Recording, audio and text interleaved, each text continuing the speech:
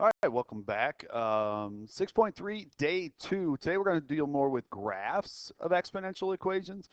So if you have a graphing calculator, that could be beneficial. You may want to grab that. We can talk a little bit about that later. But suppose you tear a sheet of paper in half. So you got a sheet of paper. So you got one sheet of paper. And you tear it in half. Well, then you have two sheets of paper. Half is big, but I understand that. You tear it in half again, you have four sheets of paper. And you tear all those in half again, you have 8 sheets of paper. And so if you tear it in half again, you'll have 16 pieces of paper. And again, the pieces of paper are getting smaller and smaller and smaller if you keep tearing it in half. So it says, how many would you have if you have torn it 5 times? So 1, 2, 3, 4. The next one you'd have 32 times. So this is the answer to 5. How many would you have if you had 8 times? So the next one would be 64 pieces of paper. The next one would be 128 pieces of paper. And then the last one would be 200, and 56 pieces of paper. And so this would be how many if you had 8 tears, and this would be how many if you had 5 tears. So what is the equation in this case? Like what's happening each time? Well, you started off with one piece of paper, so one piece of paper, and then you multiplied it by 2 each time. Okay, so every time you tear the piece of paper, so the exponential equation would be 1 parenthesis 2 raised to the n minus 1. Now, we'll talk about this here just a little bit. Graph the following equation by finding the order pairs which make the equation true. Pick 3 positive x values, 0, and then 3 negative x values. So if I'm going to do an xy chart, and what they're asking is always put in 0, and I'm going to, in this case, put in three negative numbers and 3 positive numbers for x. So let's do the positive. That's actually a little easier. What if I put 2 to the third power? 2 to the third power. So using my calculator, I put 2 and I raised it to the third power, that'd be 8. 2 to the second power would be 4. 2 to the first power, 2 to the 0 power. Now it gets a little more complicated on the other end, putting in the negative powers, like 2 raised to the negative first power, and 2 raised to the negative second power, and 2 raised to the negative third power. So graphing, 0, 1, negative 1/2. So it gets real small on this side. 1, 2, 2, 4, 3, 8. So find the domain. The domain for all these exponential functions is always going to be all real numbers. And there's the symbol for all real numbers. The range, however, notice the graph. When I'm graphing this, nothing ever gets below the x-axis. So the range for this is going to be the y values greater than 0. Now, this is an example of, and we talked about this yesterday, anytime you have x as an exponent, this is an exponential function. And that's what we're going to be doing today is we're going to be graphing exponential functions. So the next one, graph the equation by finding the order pairs. Now, they're going to continue. I usually only go 2 negative and 2 positive. So your teachers might get mad at me if I only do that, but I'm just going to go 2 one direction and 2 the next, just to cut down a little bit on the amount of work that we're doing here. So what if I put 0 in for x? And this is where a calculator is going to come into play, and maybe I'll just go ahead and pull up my calculator, but I'm going to put each one of these, negative 3 times 2 raised to the second, and negative 3 times 2 raised to the first, and so on. So I'm going to do each one of these by putting that number in for x. So calculator. So what if I did negative 3 times 2 raised to the second? And so I get negative 12. So I'm going to go back to my, when I put this one in, I get negative 12. When I put the next one in, I get negative 6. And the next one in, I get negative 3. Now we're going to get some decimals on this next one, negative 1.5, and this is negative 0.75. Now, let's go back. I have a graphing calculator, and again, I can do each one of these that I just put. So 2 raised to the first. And I've got negative 3 times 2 raised to the 0. And negative 3 times 2 raised to the negative first. Now make sure you use a negative sign, not a minus sign when you're doing that. So notice I did all of those. But the fastest way to do this on a graphing calculator is to actually go to y equals, located in the top left-hand corner, and type in the equation. So negative 3 times 2 raised to the x. X is located up here by the green alpha button. So notice that I just typed it in just the way it looks. And when I hit graph, I got to do a little maintenance here. Whoops. Hold on a second. When I hit graph, it'll show me the picture, and that's not as important as the next one. When I hit second and graph, there's your XY chart. So all I have to do is type the equation in one time into y equals, and it would give me all the points that I need in order to graph this. So again, I already did it, but that's another way if you have a graphing calculator that could help you.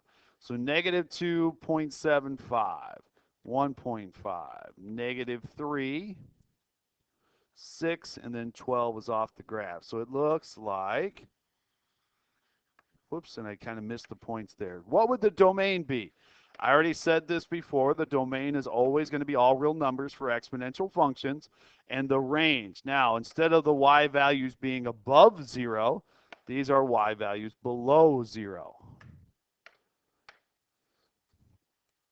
So I'm going to do an XY chart. And again, some of the other teachers might get mad at me, but I'm only going to do two numbers bigger, two positives and two negatives. And I'm going to plug these in for x. So if I plug 2 in, so a half raised to the second power would be 0.25. A half raised to the first power would be 0.5. To the 0 power, to the negative power. So I'm going to graph those. So 0, 1, 1.5, 2, 4. So there's my graph. Domain, all real numbers. Again, you can use the symbol for all real numbers. And the range. And this is an example of an exponential. I'm not sure why they put this back in here again. But anytime you have the x as the exponent, now maybe this is actually talking about this function, an example of exponential decay. Even though we haven't talked about that, the reason why this is exponential decay is it's going downward from left to right. So if I go back a couple slides, this would be exponential growth because it's going upward from left to right. And why that occurs is because if the value being taken to the x power is above 1, it's going to grow left to right. And if the value being taken to the x power is below 1, it's going to decay from left to right. So notice that what's being taken to the x power is a half. So this would be decay again. The reason I know that is because what's being taken to the x power is below 1. Now let's do the xy chart here. So I'm going to put 0. And again, I apologize. I'm only going to do two numbers negative and two numbers positive. It looks like they're asking for three numbers negative and three numbers positive, but again, just for time purposes. So if I go 2 1/3 raised to the negative second power, I'm going to get 18. You should practice that on a calculator, and I'm going to pull up my calculator in just a second. 2 times a third raised to the negative first power. 2 times a third raised to the 0 power. To the first power, now this one's 0.6 repeating, or 0.67, and 2 to the second power is 0.2 repeating. So I'm going to graph all those points, 2.2, 0.6, 2, 6, and then 18 is off the graph. Domain is all real numbers. Range is y is greater than 0. Now I'm going to go to the graphing calculator. I'm going to type this in just to show it to you again. So y equals 2 and then 1/3 raised to the x power. So I can do it up here in the y equals portion. It would be 2 times 1/3, so 1 divided by 3, raised to the x power. So if I hit graph, you'll see the picture that I just did anyway. If I hit second in graph, you will get the points that I just did. So again, this is an opportunity, or you don't have to do that. You don't have to use the y equals. You can do one at a time. So it'd be 2 1/3 raised to the second. 2 1/3. Oops, I did forget to hit the divided by. 1/3 raised to the first, and so on. So you can do each one individually, or you can type it into the y equals function if you have a graphing calculator and hit graph or hit the table function to actually get your points that you need to put on your test or on your quiz or on your homework. Next one, graph the following, ordered pair. Now it's starting to get a little bit more complicated. And here's what I would tell you if you're going to make an XY chart, the numbers that I did before were always from 0, 2 to -2. But if you ever have something unique in your exponent, always start with the value that makes it 0. So -2 makes that 0, and then do numbers bigger and numbers smaller than that. Okay, so again, I don't always start off with 0, 1, 2, and -1, -2 if the exponent is slightly off. All right, I'm going to plug these in, and this is going to take some time. So those of you that may want to hit pause and try to do these on your own just to see if you can get them right. So if I put -2 in for x, I end up getting 0, -2. I end up getting -3. So I started off with the middle one. -1 ends up being -7. 0, -19. -3. Now these get a little bit more complicated. -3, when I plug that in, gives me -1.6 repeating. And -4 is -1.2 repeating. And I'm going to pull up my graphing calculator and type it in there and see if that ends up being the same thing. So where's my graphing calculator? Y equals. So I'm going to hit clear just to get that out of there. It's -2, parenthesis,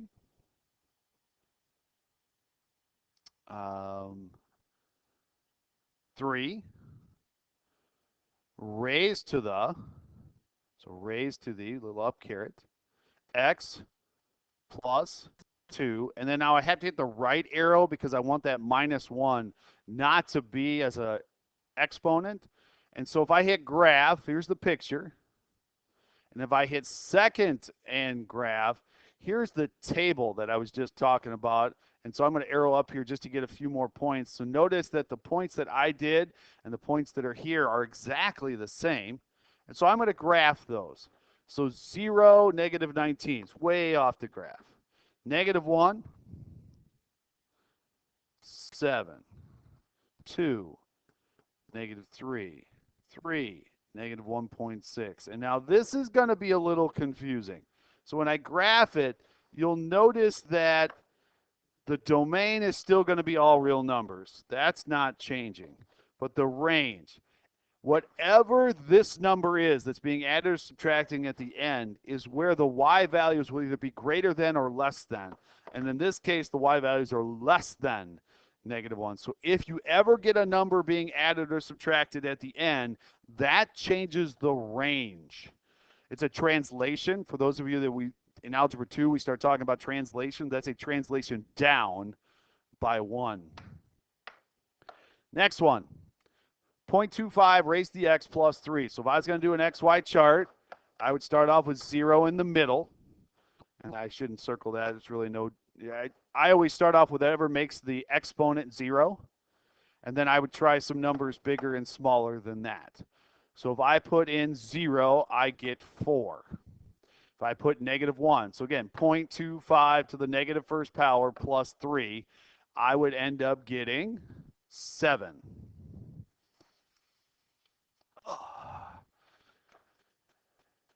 So the 0.25 raised to the negative second power plus 3, that's 19. So this would be 3.25.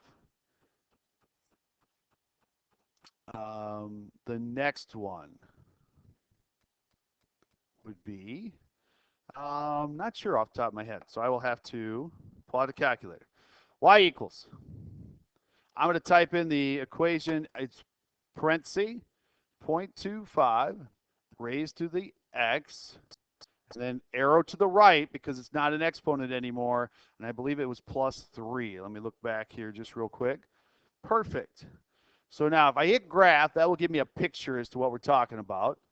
And if I hit second and graph, that would give me a table.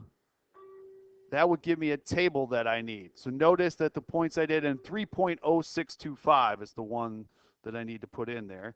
So 3.0625. So I'm back. There might have been an interruption there, so I apologize for that. But I'm going to graph these points. So -2, positive 19 is way off the graph. -1, 7, 0, 4, 1, 3.25, and then 3.0625. So you'll notice that it's still an exponential curve, but and I didn't graph that correctly. So hold on one second. 0, 1, 2, 3, 4, and then here. So just like that. So you'll notice the domain is still going to be all real numbers. It has been all real numbers the entire time here, but the range, we talked about this before, the range is affected if there's a plus or a minus of anything. So in this case, you're talking about greater than 3. So if there's an addition or subtraction, this is a translation up 3, so it does change the range to 3. Hit the pause button and you try this one.